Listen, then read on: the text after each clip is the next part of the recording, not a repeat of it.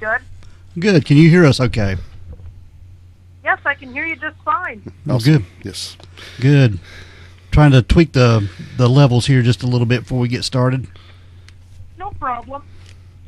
How are you? Had a good day? Yeah, it was all right. Yeah. Well, How good. about you? Yeah, pretty good. Just hanging around the house and cleaned up, and that's about it, really. Yeah, I slept all day. Any Easter plans? Ma'am? Any Easter plans? No, just eat and hang around the house. That's about it. Sounds good to me. You got that right. Yeah. Dale slept all day. He just flew back in from Vegas this morning. He's still on Vegas time and beer time. Yeah. A little rough around the edges, yeah. Yes. I know, I've been there myself a couple of times. Oh man, yeah, we had a great time, but that's like I told him, we stayed up all night, and our flight was like at midnight, so we got home at I think 7 a.m. and then we drove back and got breakfast, and I went to bed. So. Right. See, where I live, to go to Vegas, they're only an hour different in time from where I am. Mm-hmm. So it isn't too much of a, like there really isn't any jet lag involved or anything like that. But No. It's definitely not a place to go if you think you're going to relax and sleep in and that sort of thing.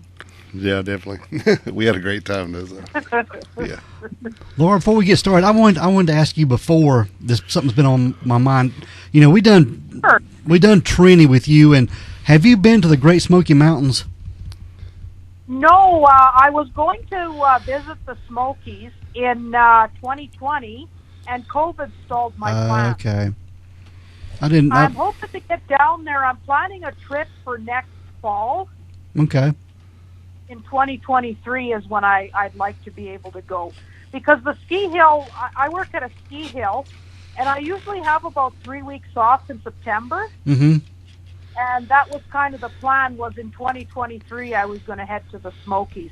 I was just waiting for COVID to kind of pass, and hopefully nothing else comes up in the meantime. But that was kind of the plan, to head down there. Oh, okay. That's something I've been meaning to ask you. I didn't know if you'd been there or not. No, I haven't been there. I've studied it extensively, and then I have a person that helps me with Trenny's case. He was born and raised. He's from Kingsport, Tennessee. Okay. So he's talked to me a lot about the area, and he's quite a prolific map reader. So he sent me a lot of maps and things like that. But I haven't been able to get down there. But COVID was really what the issue was. Well, when you get down here, I'm just only a few hours away. Maybe we can meet up there or something. For sure. I'd love to come visit you guys. Absolutely. Kingsport, and I also have a standing invitation to head over to Polk County and visit some folks in Ducktown, Tennessee. Okay. So that's why when I go down there, I'd like to make it a 3-week, a month-long trip, because I have a lot of folks that I'd like to see. Sounds good. Yeah. Sounds good. As well as being able to tour the Smokies. Yeah. Well, you'll love it. Yeah, definitely. Oh, yeah, I'm sure I will. It's a fascinating place. It's completely different from where I came from. Mm-hmm. Where I work, there's mountains, there's trees, but it's a completely different world down there than where I come from. It's Badlands, prairie, and there's a lot of farming in my area. Like, there's a lot of cattle ranching, there's a lot of oil and gas. But it's mainly like Badlands, dinosaurs, and prairie. So, yeah. All right, Laura, we're going to go ahead and jump into this and get started. Sure. Excuse me. Welcome to the show, Laura Riste. Hi. How are you? We're glad to have you back on the show. Yes, we are. That's great. I should tell you, folks, my name is actually pronounced Rist E. It's a Norwegian name. Rist E. Well, all I've heard is wrist. So no, it's Rist E. You say the E on the end. I'm from Norwegian heritage, and 9 people out of 10 don't know how to pronounce the name. So. I think I heard Tim and Lance call you Laura Riste when you did an interview with those guys. Yes, they did. Yeah, I answer to both. I answer to a lot of things, actually. Yeah, don't we all? It is Laura Riste, yes. Okay. All right. We're So call me later for dinner. yeah, call you for dinner and call you whatever, right? Yeah, that's right. Well, today we have Laura Riste on the show again, Dale, and It's Riste, sir. And we are talking about David Clayton Warner. Yes. And he went missing. He's a 12-year-old that went missing in Jefferson City, Tennessee. Laura, That's right. Yeah. he went missing on March the 2nd of 1983. Right. Laura, right. can you tell us a little bit of background on David Warner? I think people called him Little David or just David. Yes, they did. David Warner, he was born in 1971, and his mother was quite young when he was born. I think she was maybe 15 or 16. So David's grandmother stepped in and raised him, but his mother was very much a part of his life. And David came from like a large extended family, so there were a lot of aunts and uncles and cousins that were willing to jump in and help with his upbringing, because his grandmother did work. She had a job in a hosiery mill. David was born with epilepsy, and in the 1970s, epilepsy was still something that the medical profession was learning about every day. Yeah. David spent a lot of time in the hospital when he was a young guy, while they were trying to get him treated for these seizures and so on. The medicine that he took for his seizures actually rotted his teeth. So that was another issue they were having. Because David was in the hospital while they were trying to get his epilepsy sorted out, he missed a lot of school. So he was 12 years old, and he was in the 4th grade when he went missing. Okay. He was a smart enough boy, but it was believed like the confines of the classroom were a little hard for him. Like it was hard for him to learn in a classroom setting. But he was a smart boy, and actually the day that he disappeared, he had brought his report card home from school, and he had an A in physical education, and he was really excited. Oh, I bet so. Yeah. So that day he came home with the A on the report card. He was supposed to go to a church function there near his home. What? Yes, that's right. He was going to go to a church function. It was just a small independent church. But from what I understand, David did go to the church, and he did go in and just decided not to stay. He turned around and left the church. He was sighted at a Druther's restaurant. It was a hamburger chain that doesn't exist anymore. Mm-hmm. Because he got an A on his report card, he'd get a free hamburger and a drink from Druther's. Kind of like when we were kids, if you had a good report card, you'd get a little pizza from Pizza Hut. Yeah. So he had his hamburger and drink, and then accounts differ. Some say that he went to a friend's house to watch television and then left the friend's house and only had to walk 30 yards to his own house. Other accounts say that he left the Druther's restaurant and he just disappeared. And when his grandmother went in the next morning to wake David up for school, she had noticed that he had arranged like the pillows and the bed coverings in a way that looked like he was sleeping in bed. But when she lifted the covers, David wasn't there. Huh. So how close was this restaurant and church to his house? It was right in the neighborhood. David was a very street-smart boy, and he knew Jefferson City inside out, upside down. He was a boy that occasionally got into mischief, but never anything that harmed anybody else, and nothing major where the police had to get involved. Right. Mm-hmm. But because his grandmother worked, he spent a lot of time just roaming around, so he knew the streets and, like I said, the town like the back of his hand. And Jefferson City, I did some research. In the 1980 census, there was only about 5,500 people that lived in the town, so it was quite small. Right. Yeah. So he could walk to all these places. Yeah, Okay. and he often went down to the arcade and spent time in the arcade. It's said that he could shoot pool and beat men twice his age. And he never knew a stranger. He was a very friendly boy, always talking to people.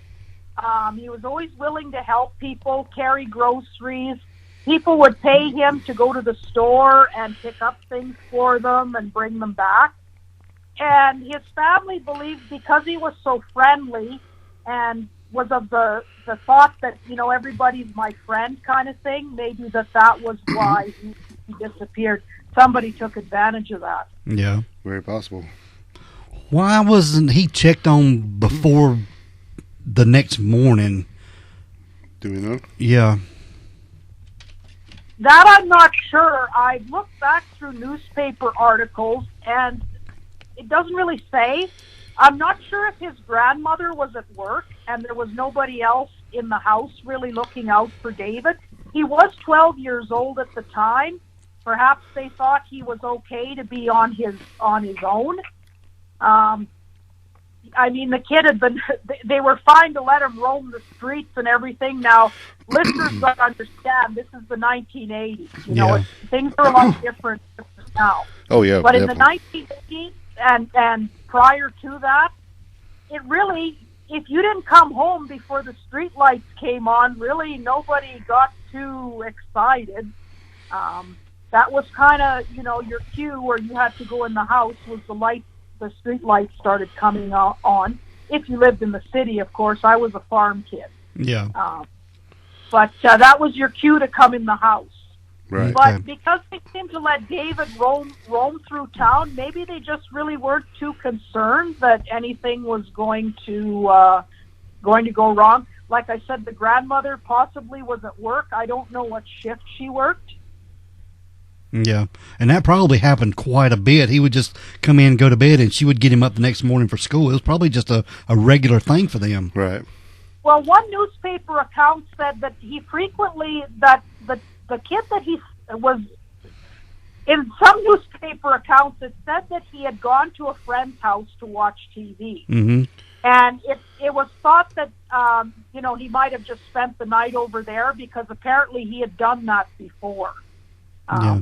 I would have had to have had permission from my parents to do something like that, but perhaps it didn't raise any red flags. Well, it kind of seems like he was a neighborhood kid, everybody kind of pitching in, like you said. So Yeah. maybe it's a little bit different for him, and it would have made sense, that everybody kind of looks out after him, Well, one of the police officers that was involved in the search for David said that if he was in his cruiser, just going around the neighborhood and checking, like if David was outside, he'd often come over and just talk to him and chat with him. Like I said, the kid didn't seem to know a stranger. He was very friendly, Mm-hmm. and he kind of thought that everybody was his buddy. Mm. I just wonder if David was very trusting. Seems that way. He was very trusting. His aunts and his grandmother said that was probably something that somebody took advantage of. They said that somebody could have easily gotten David in a car. Yeah. Even if he didn't really know them or whatever, they might have said, "Oh, just get in" or whatever, and he probably would have gotten in. Mm. What was the story on David's biological father? Do we know? Well, there was a David's biological father. He lived in Florida, and he said that he hadn't seen David for about a year before David went missing.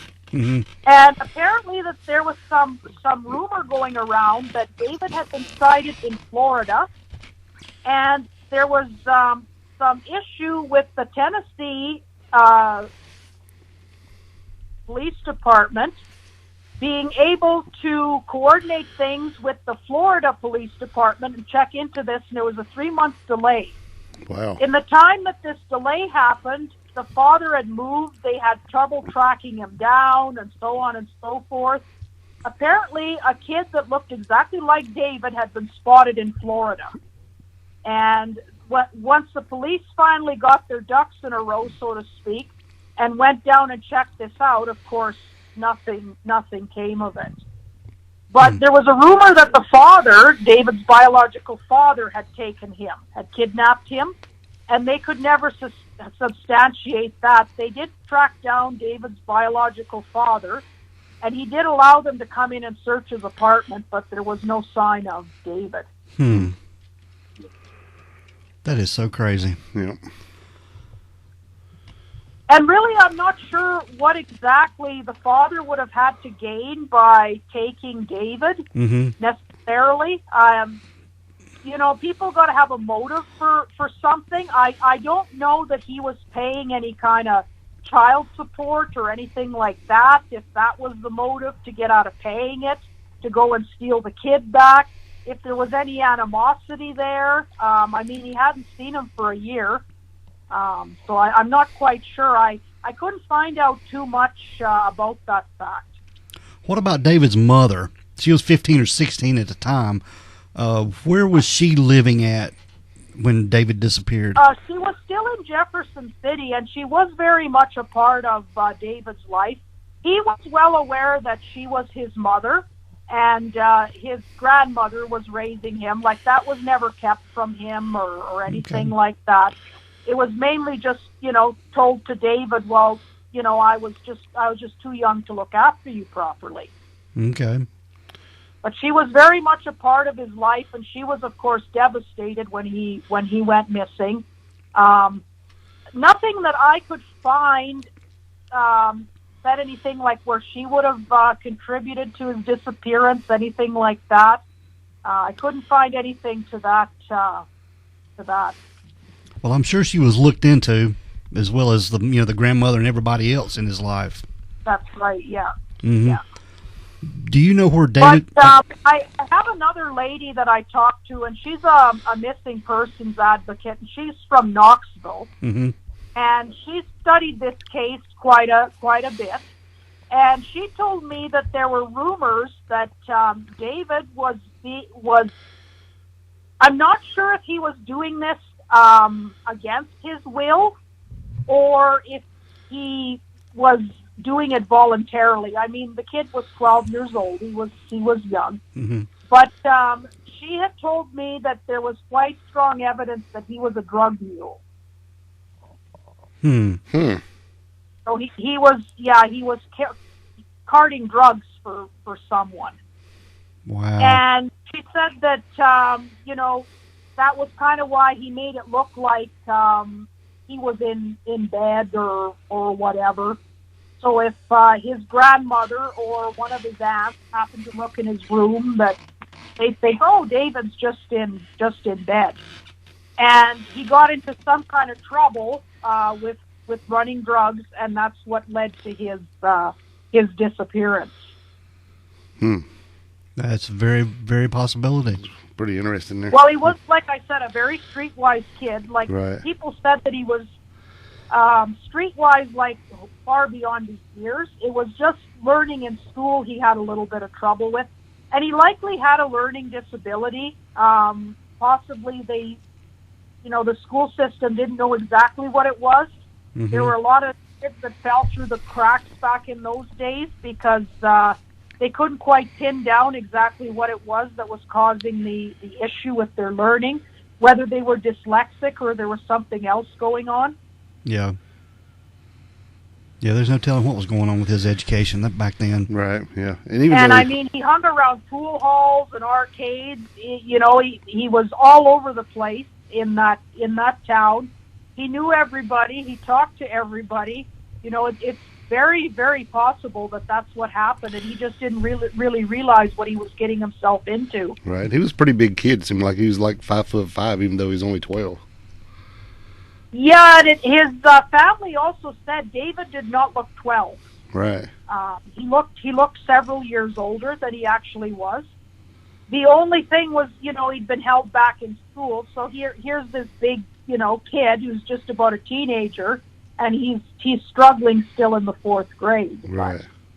But, things were a lot different back in those days. Once again, to tell your listeners, the 1970s and 80s, they're totally different. Mm-hmm.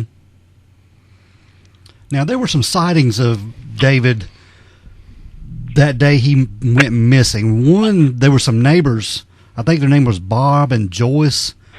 They had seen him heading for the church, and then he was spotted again near the corner of, I can't remember the name of the streets there, but I think it was Odell and Sycamore. I think. Gone down to that church function, and he'd gone in and kind of looked around, and then he took off. Mm-hmm.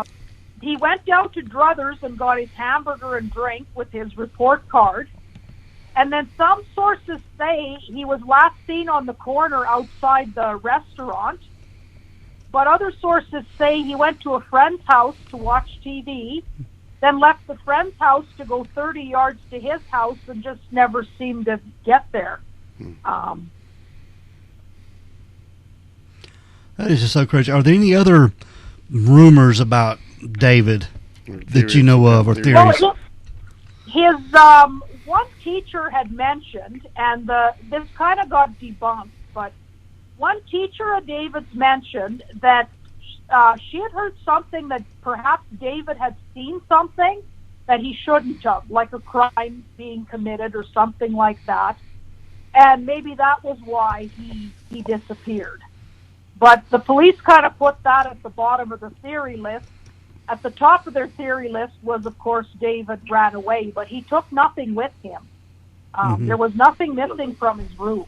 It was just the covers on his bed were kind of arranged like he was still sleeping there. Yeah. His family wonders if, with David having epilepsy, if he didn't have a seizure and die, and whoever he was in company with freaked out, for lack of a better way to say it, and didn't know what to do, and maybe that's why he hasn't been found. They suddenly had a body on their hands and had to get rid of it. Right. Yeah. Have you spoke with anybody from the family, David's grandmother or his mother? No, I haven't been able to track his mother down, and his grandmother passed away in 2007. Mm-hmm. He's got some aunts that are still active looking for him. I haven't contacted them, no. But I have been in contact with Donna. That's a lady that's from Knoxville, and she's a missing person advocate. And she knew the family of David. Yeah. So, do you know anything about the scraps of clothing they seem to found in a septic tank? They found a what? Say again, sorry, a scrap of? Some scraps of what seemed to be children's clothing. No, I hadn't heard about that. Well, I was reading on Reddit, and it was someone saying that this would be his uncle. He said that they had found some stuff that seemed to be some scraps of children's clothing in this neighbor's septic tank. And this man who have lived in the home during the time that David went missing, he was also known to be some kind of a peeping Tom of sorts. Generally just a creepy guy. I'll have to check that out. I did quickly read through that post that David's uncle had written. Right. He was actually born after David had disappeared. Mm-hmm. I know when David went missing, he had a Pittsburgh Steelers sweatshirt on, jeans and tennis shoes. Right. And then he did look several years older than he actually was.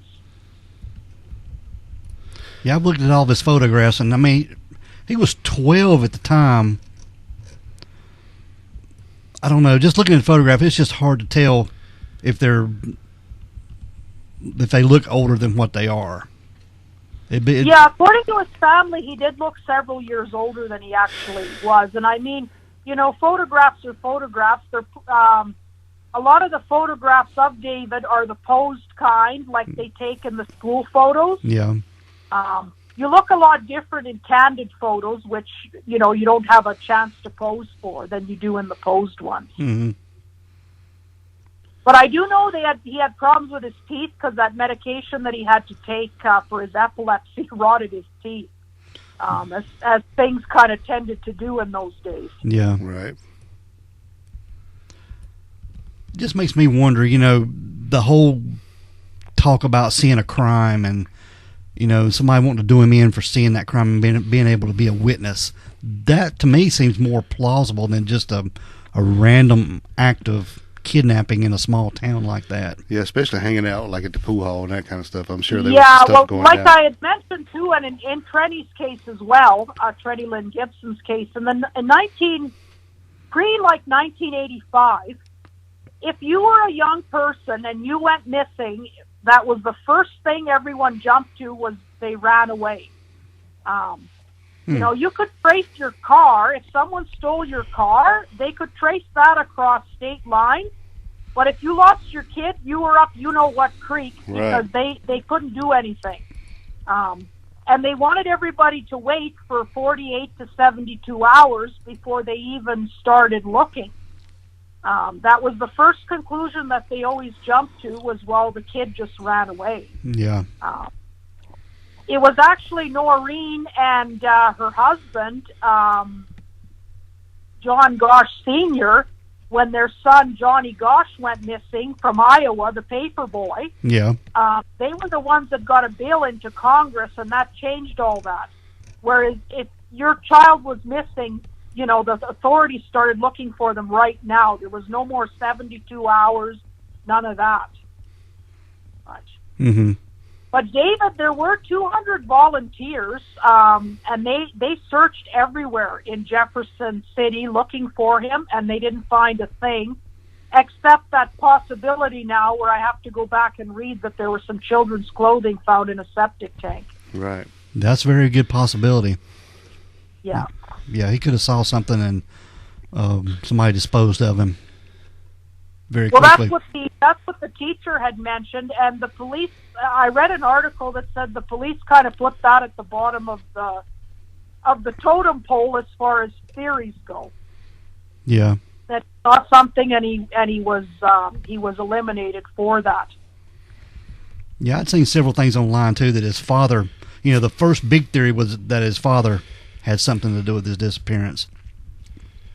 Yeah, well, his father had the type of personality, and his father's gone now. He's deceased, but apparently his father had the kind of personality where he was the one that wanted to be in the spotlight kind of thing. Mm-hmm. So that's where it was kind of thought, well, maybe he snatched David or whatever, and then all of a sudden, you know, David's going to, oh, wow, hey, look, you know, I found David kind of thing, or whatever. So that was kind of why he was a suspect.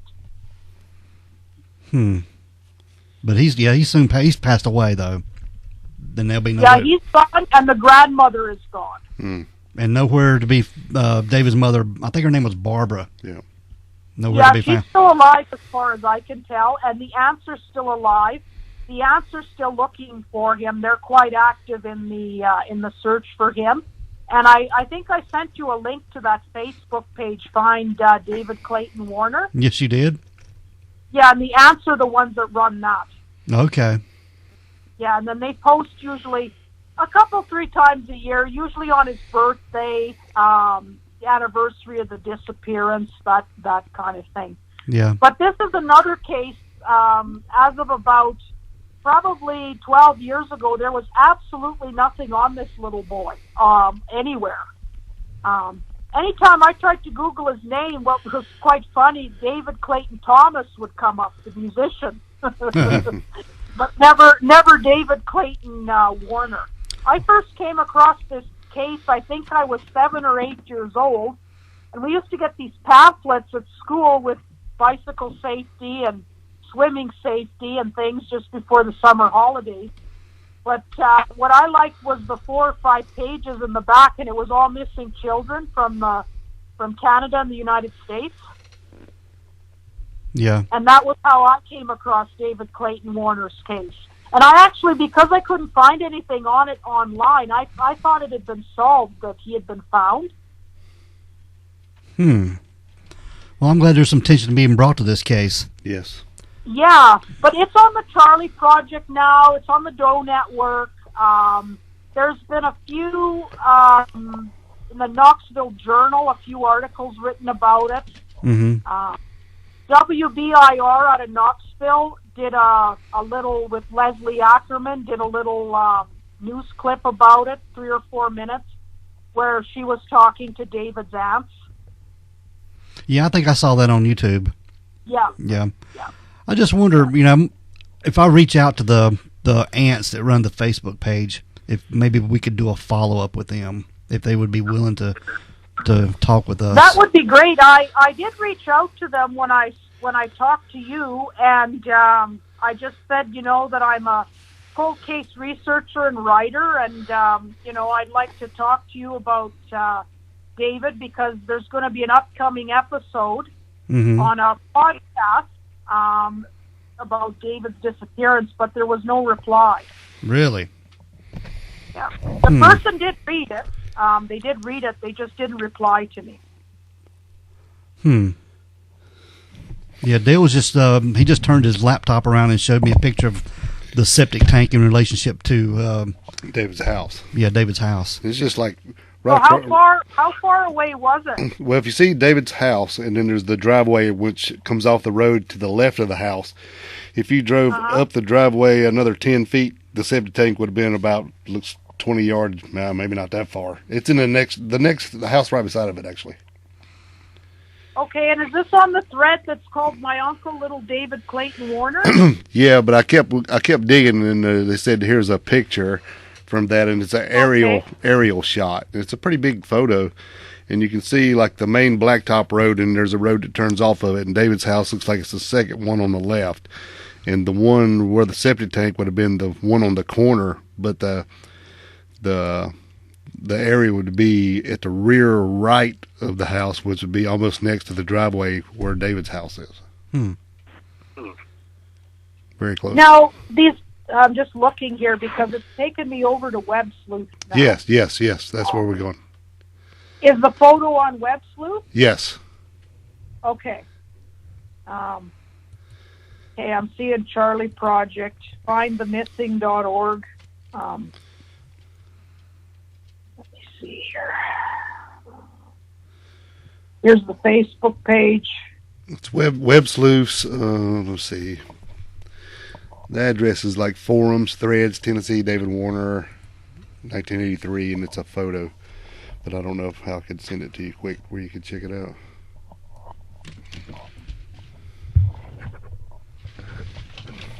Yeah, I'm just scrolling through here. I'm on page 1. I'm trying to see if it's on page 2 or page 3.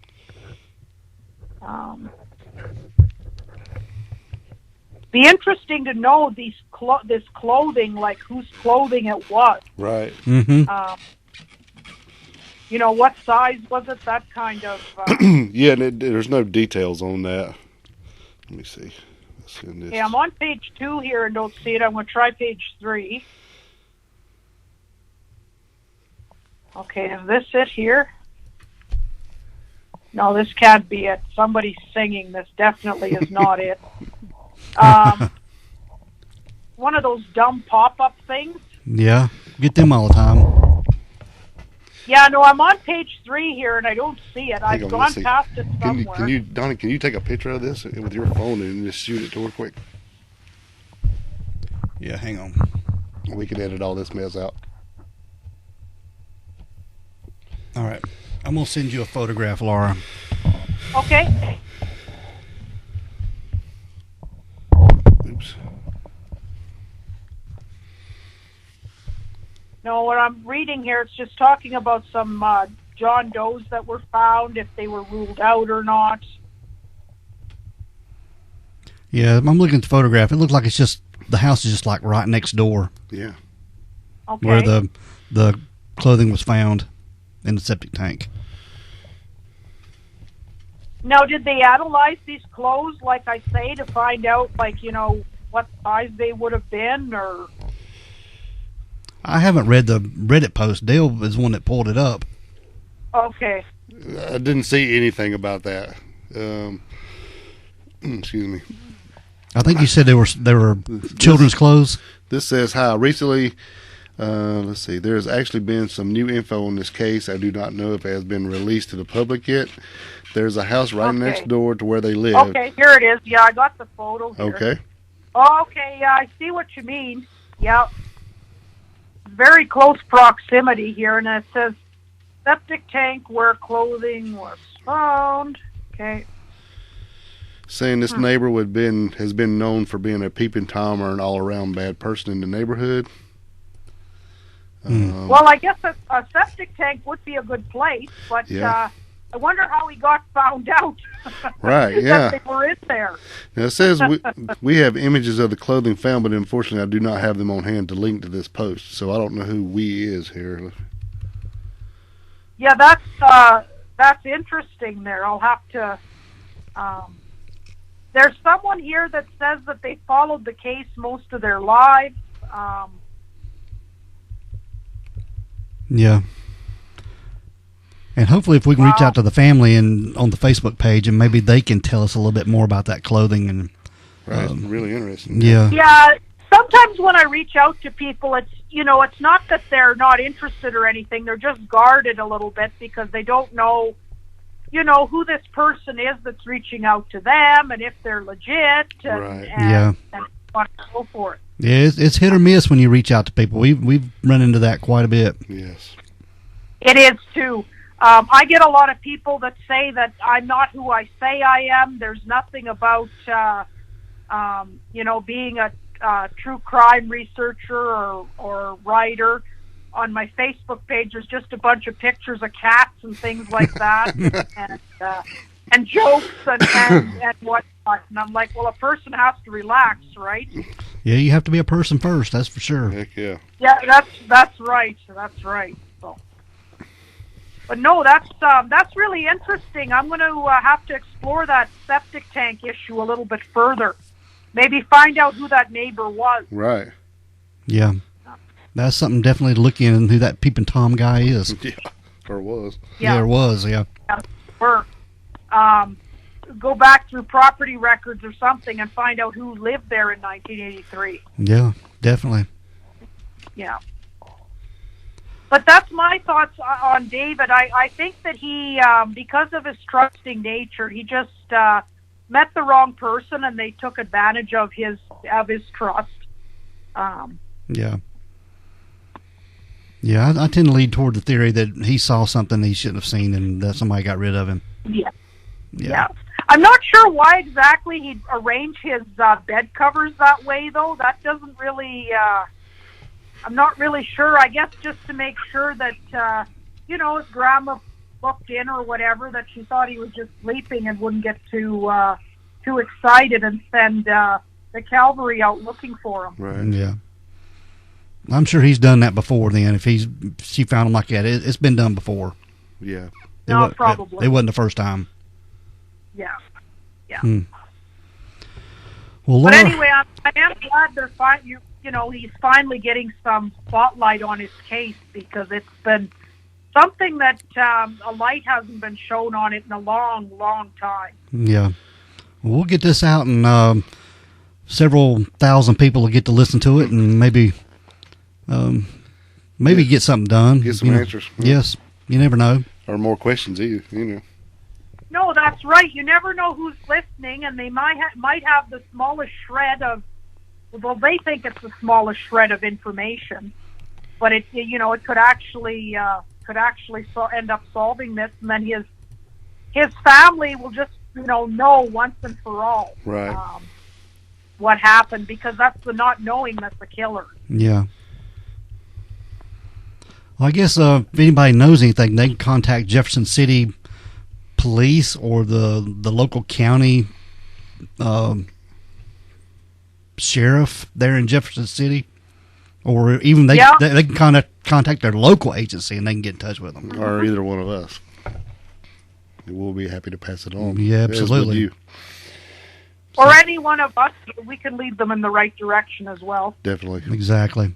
But yeah, if anybody knows anything about David Clayton Warner that went missing in Jefferson City in 1983, please contact someone, some kind of local authority or us, and we'll see if we can get something solved about this little boy's case. Yep, be great. Well, Laura, we really, really appreciate you being on our show. Oh, yeah, definitely. Oh, you're very welcome. Anytime. You have become a really good friend to the show. I can tell you that. Amen on that, yes. Oh, no, you're more than welcome, and it's great to know you fellows as well. And hopefully we can be the light and shine in the dark to some of these cases. Absolutely. Well, Laura, these people have been forgotten. Right. Well, Laura, we really appreciate you being on the show. Thank you so much. Thank you very much. Have a good evening. We'll talk to you soon. You too. All right. Bye-bye. And if you need any more information, please reach out. We will do. Yes. Thank you. All right. Good night. All right, Good night. Bye-bye. Bye-bye.